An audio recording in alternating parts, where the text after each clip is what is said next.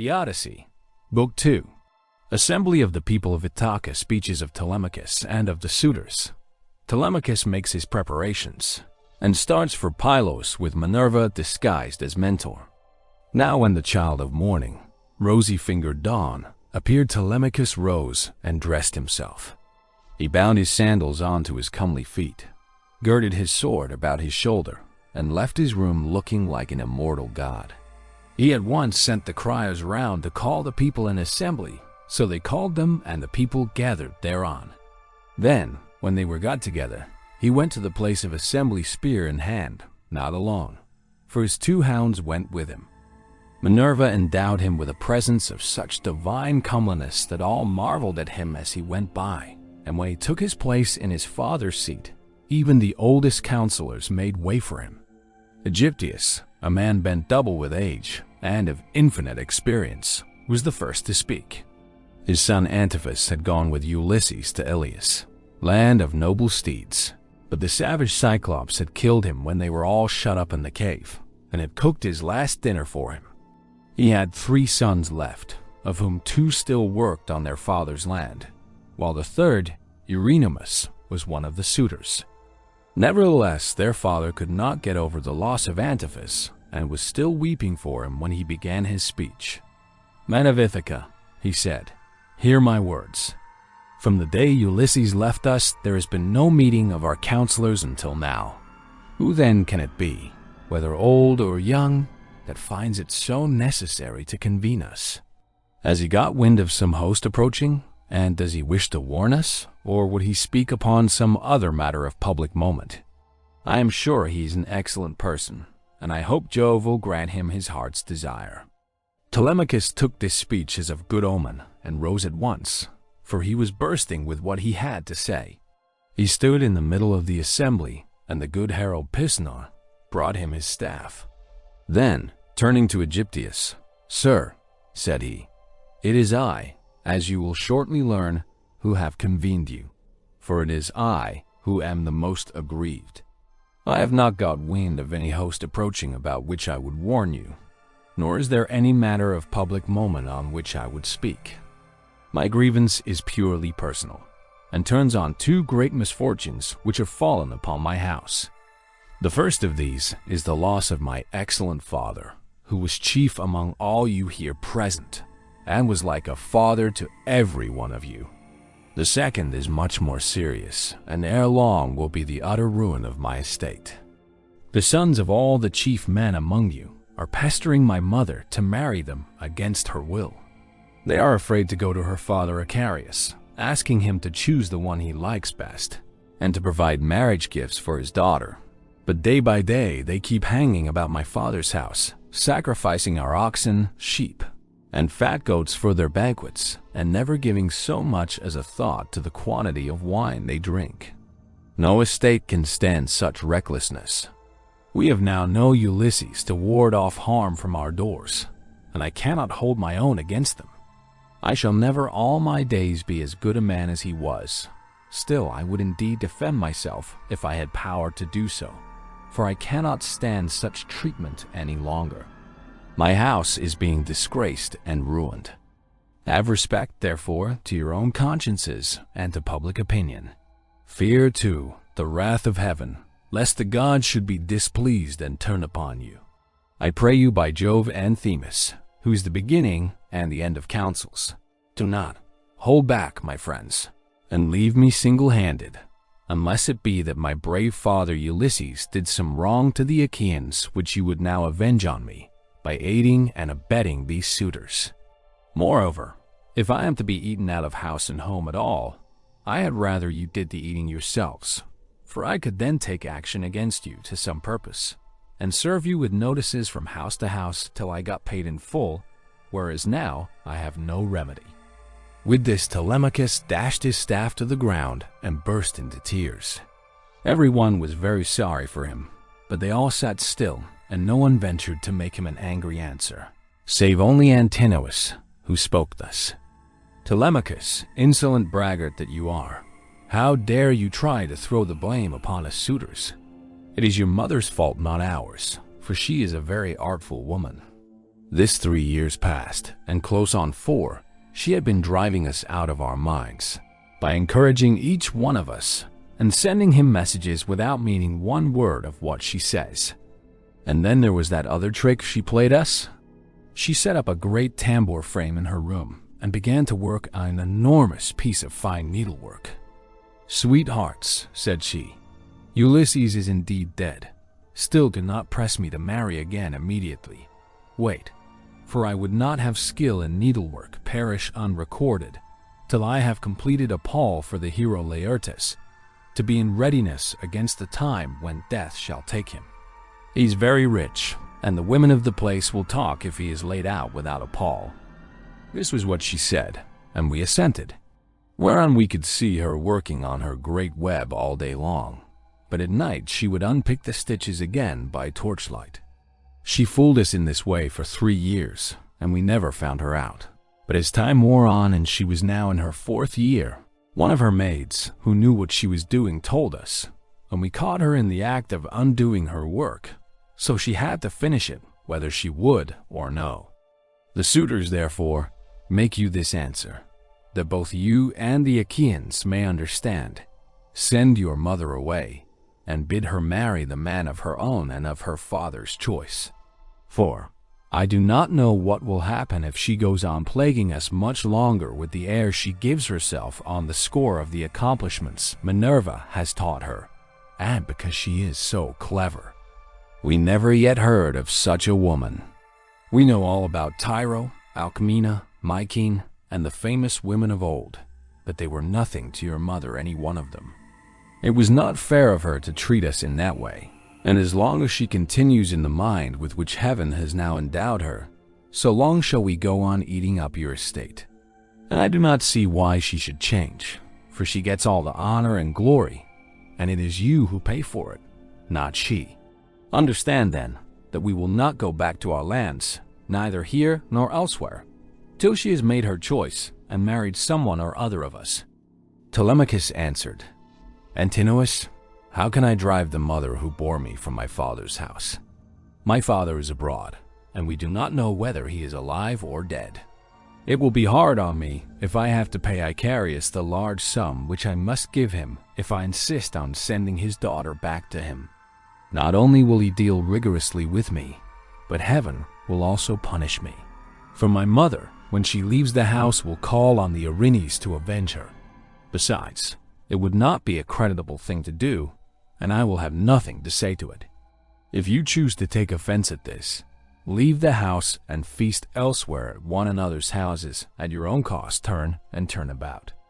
If, on the other hand, you elect to persist in sponging upon one man, heaven help me, but Jove shall reckon with you in full, and when you fall in my father's house, there shall be no man to avenge you." As he spoke, Jove sent 2 eagles from the top of the mountain, and they flew on and on with the wind, sailing side by side in their own lordly flight. When they were right over the middle of the assembly, they wheeled and circled about, beating the air with their wings and glaring death into the eyes of them that were below. Then, fighting fiercely and tearing at one another, they flew off towards the right over the town. The people wondered as they saw them, and asked each other what all this might be. Whereon Halitherses, who was the best prophet and reader of omens among them, spoke to them plainly and in all honesty, saying, "Hear me, men of Ithaca, and I speak more particularly to the suitors, for I see mischief brewing for them. Ulysses is not going to be away much longer. Indeed, he is close at hand to deal out death and destruction, not on them alone, but on many another of us who live in Ithaca. Let us then be wise in time, and put a stop to this wickedness before he comes. Let the suitors do so of their own accord. It will be better for them, for I am not prophesying without due knowledge. Everything has happened to Ulysses, as I foretold when the Argives set out for Troy, and he with them. I said that after going through much hardship and losing all his men, he should come home again in the 20th year, and that no one would know him. And now all this is coming true." Eurymachus, son of Polybus, then said, "Go home, old man, and prophesy to your own children, or it may be worse for them. I can read these omens myself much better than you can. Birds are always flying about in the sunshine somewhere or other, but they seldom mean anything. Ulysses has died in a far country, and it is a pity you are not dead along with him. Instead of prating here about omens and adding fuel to the anger of Telemachus, which is fierce enough as it is, I suppose you think he will give you something for your family, but I tell you, and it shall surely be, when an old man like you, who should know better, talks a young one over till he becomes troublesome. In the first place, his young friend will only fare so much the worse. He will take nothing by it, for the suitors will prevent this, and in the next, we will lay a heavier fine, sir, upon yourself than you will at all like paying, for it will bear hardly upon you. As for Telemachus, I warn him in the presence of you all to send his mother back to her father, who will find her a husband and provide her with all the marriage gifts so dear a daughter may expect. Till then, we shall go on harassing him with our suit. For we fear no man and care neither for him, with all his fine speeches, nor for any fortune-telling of yours. You may preach as much as you please, but we shall only hate you the more. We shall go back and continue to eat up Telemachus' estate without paying him, till such time as his mother leaves off tormenting us by keeping us day after day on the tiptoe of expectation, each vying with the other in his suit for a prize of such rare perfection. Besides, we cannot go after the other women whom we should marry in due course, but for the way in which she treats us. Then Telemachus said, Eurymachus, and you other suitors, I shall say no more, and entreat you no further, for the gods and the people of Ithaca now know my story. Give me, then, a ship and a crew of 20 men to take me hither and thither, and I will go to Sparta and to Pylos in quest of my father who has so long been missing. Someone may tell me something, or, and people often hear things in this way, some heaven-sent message may direct me. If I can hear of him as alive, and on his way home, I will put up with the waste you suitors will make for yet another 12 months. If on the other hand I hear of his death, I will return at once, celebrate his funeral rites with all due pomp, build a barrow to his memory, and make my mother marry again. With these words, he sat down, and Mentor, who had been a friend of Ulysses, and had been left in charge of everything with full authority over the servants, rose to speak. He then plainly and in all honesty addressed them thus. Hear me, men of Ithaca. I hope that you may never have a kind and well-disposed ruler any more, nor one who will govern you equitably. I hope that all your chiefs henceforward may be cruel and unjust, for there is not one of you but has forgotten Ulysses, who ruled you as though he were your father. I am not half so angry with the suitors, for if they choose to do violence in the naughtiness of their hearts and wager their heads that Ulysses will not return, they can take the high hand and eat up his estate. But as for you, others, I am shocked at the way in which you all sit still without even trying to stop such scandalous goings-on, which you could do if you chose, for you are many, and they are few. Leocritus, son of Evenor, answered him saying, Mentor, what folly is all this, that you should set the people to stay us? It is a hard thing for one man to fight with many about his victuals. Even though Ulysses himself were to set upon us while we are feasting in his house, and do his best to oust us, his wife, who wants him back so very badly, would have small cause for rejoicing, and his blood would be upon his own head if he fought against such great odds. There is no sense in what you have been saying. Now, therefore, do you people go about your business, and let his father's old friends, Mentor and Halitherses, speed this boy on his journey, if he goes at all, which I do not think he will, for he is more likely to stay where he is till someone comes and tells him something. On this, he broke up the assembly, and every man went back to his own abode, while the suitors returned to the house of Ulysses. Then Telemachus went all alone by the seaside, washed his hands in the gray waves, and prayed to Minerva. Hear me, he cried, you god who visited me yesterday, and bade me sail the seas in search of my father, who has so long been missing. I would obey you, but the Achaeans, and more particularly the wicked suitors, are hindering me, that I cannot do so." As he thus prayed, Minerva came close up to him in the likeness and with the voice of mentor.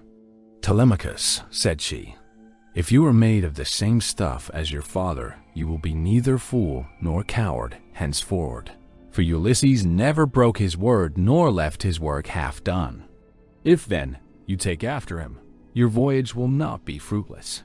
But unless you have the blood of Ulysses and of Penelope in your veins, I see no likelihood of your succeeding.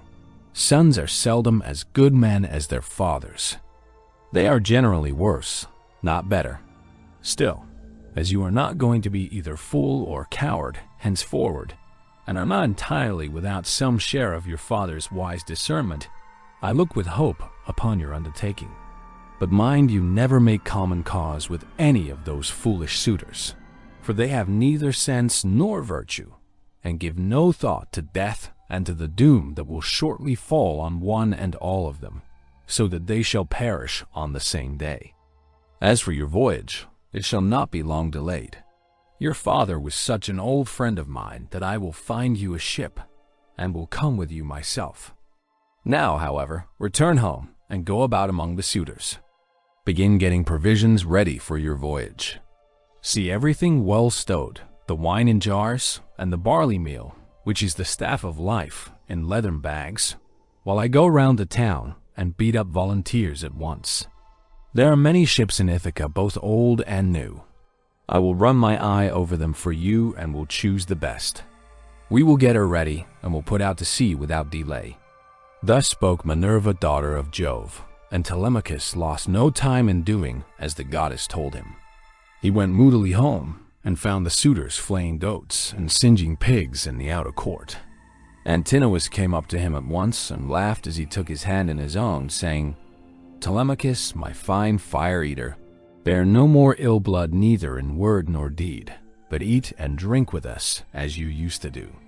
The Achaeans will find you in everything, a ship and a picked crew to boot, so that you can set sail for Pylos at once and get news of your noble father." "Antinous," answered Telemachus, "I cannot eat in peace, nor take pleasure of any kind with such men as you are. Was it not enough that you should waste so much good property of mine while I was yet a boy? Now that I am older and know more about it, I am also stronger, and whether here among this people or by going to Pylos, I will do you all the harm I can. I shall go, and my going will not be in vain. Thanks to you suitors, I have neither ship nor crew of my own, and must be passenger, not captain." As he spoke, he snatched his hand from that of Antinous. Meanwhile, the others went on getting dinner ready about the buildings, jeering at him tauntingly as they did so. "Telemachus," said one youngster, "means to be the death of us. I suppose he thinks he can bring friends to help him from Pylos, or again from Sparta, where he seems bent on going. Or will he go to Ephyra as well, for poison to put in our wine and kill us?" Another said, "Perhaps if Telemachus goes on board ship, he will be like his father and perish far from his friends. In this case we should have plenty to do, for we could then divide up his property amongst us. As for the house, we can let his mother and the man who marries her have that." This was how they talked. But Telemachus went down into the lofty and spacious storeroom where his father's treasure of gold and bronze lay heaped up upon the floor, and where the linen and spare clothes were kept in open chests. Here, too, there was a store of fragrant olive oil, while casks of old, well-ripened wine, unblended and fit for a god to drink, were ranged against the wall in case Ulysses should come home again after all. The room was closed with well-made doors opening in the middle. Moreover, the faithful old housekeeper Euryclea, daughter of Ops the son of Pisner, was in charge of everything both night and day. Telemachus called her to the storeroom and said, "Nurse, draw me off some of the best wine you have, after what you are keeping for my father's own drinking, in case, poor man, he should escape death and find his way home again after all. Let me have 12 jars, and see that they all have lids. Also fill me some well-sewn leathern bags with barley meal, about 20 measures in all. Get these things put together at once, and say nothing about it. I will take everything away this evening as soon as my mother has gone upstairs for the night. I am going to Sparta and to Pylos to see if I can hear anything about the return of my dear father." When Euryclea heard this, she began to cry and spoke fondly to him, saying, "My dear child, whatever can have put such notion as that into your head? Where in the world do you want it to go, you, who were the one hope of the house? Your poor father is dead and gone in some foreign country, nobody knows where. And as soon as your back is turned, these wicked ones here will be scheming to get you put out of the way, and will share all your possessions among themselves. Stay where you are among your own people, and do not go wandering and worrying your life out on the barren ocean." "Fear not, nurse," answered Telemachus. "My scheme is not without heaven's sanction. But swear that you will say nothing about all this to my mother, till I have been away some 10 or 12 days, unless she hears of my having gone, and asks you, for I do not want her to spoil her beauty by crying." The old woman swore most solemnly that she would not, and when she had completed her oath, she began drawing off the wine into jars, and getting the barley meal into the bags, while Telemachus went back to the suitors. Then Minerva bethought her of another matter. She took his shape and went round the town to each one of the crew, telling them to meet at the ship by sundown. She went also to Noemon's son of Phronius, and asked him to let her have a ship, which he was very ready to do. When the sun had set and darkness was over all the land, she got the ship into the water, put all the tackle on board her that ships generally carry, and stationed her at the end of the harbor. Presently, the crew came up, and the goddess spoke encouragingly to each of them. Furthermore, she went to the house of Ulysses, and threw the suitors into a deep slumber. She caused their drink to fuddle them, and made them drop their cups from their hands, so that instead of sitting over their wine, they went back into the town to sleep, with their eyes heavy and full of drowsiness. Then she took the form and voice of Mentor, and called Telemachus to come outside. "Telemachus," said she, "the men are on board and at their oars, waiting for you to give your orders, so make haste and let us be off." On this she led the way, while Telemachus followed in her steps. When they got to the ship, they found the crew waiting by the waterside, and Telemachus said, "Now, my men, help me to get the stores on board. They are all put together in the cloister, and my mother does not know anything about it, nor any of the maidservants except one." With these words he led the way, and the others followed after. When they had brought the things as he told them, Telemachus went on board, Minerva going before him and taking her seat in the stern of the vessel, while Telemachus sat beside her.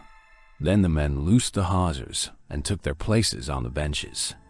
Minerva sent them a fair wind from the west that whistled over the deep blue waves, whereon Telemachus told them to catch hold of the ropes and hoist sail, and they did as he told them. They set the mast in its socket in the crossplank, raised it, and made it fast with the forestays. Then they hoisted their white sails aloft with ropes of twisted ox hide. As the sail bellied out with the wind, the ship flew through the deep blue water, and the foam hissed against her bows as she sped onward. Then they made all fast throughout the ship, filled the mixing bowls to the brim, and made drink offerings to the immortal gods that are from everlasting, but more particularly to the gray-eyed daughter of Jove. Thus, then, the ship sped on her way through the watches of the night from dark till dawn.